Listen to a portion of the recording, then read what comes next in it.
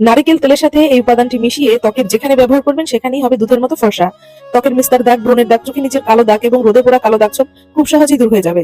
এছাড়াও ত্বকের বলিরেখা দূর করবে, ত্বকের ভাঁজ হয়ে যাওয়া চামড়াকে গভীর থেকে টানটান করবে, ত্বককে করবে গভীর থেকে ফর্সা এবং গ্লাস স্কিনের মতো চকচকে। নারী পুরুষ উভয়ই এই রেমেডি ত্বকের যত্নে ব্যবহার করতে পারবেন। এই রেমেডি ব্যবহার করার ফলে আপনাদের ত্বকের সকল প্রকার সমস্যা ম্যাজিকের মতো দূর হয়ে যাবে। আপনাদেরকে আর কখনোই 1000 টাকা খরচ করে পার্লারে যাবার প্রয়োজন হবে না। প্রথমেই নিয়ে নিয়েছি ক্লিনিক প্লাস শ্যাম্পু। এখানে একটি মিনিপ্যাক শ্যাম্পু নিয়েছি। আপনারা চাইলে আপনাদের বাসার ব্যবহৃত রেগুলার শ্যাম্পু ব্যবহার করতে পারেন অথবা শ্যাম্পুর পরিবর্তে ফেস ওয়াশ ব্যবহার করতে পারেন।